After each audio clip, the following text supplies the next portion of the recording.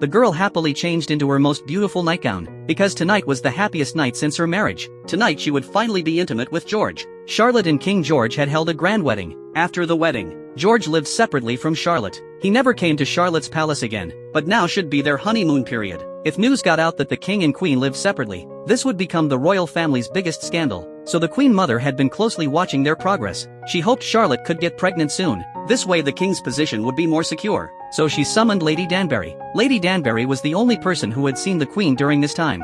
I need to know what is going on at Buckingham House. I need a trusted ear. Do you understand? I do. Well then. Smart Lady Danbury wouldn't miss this opportunity.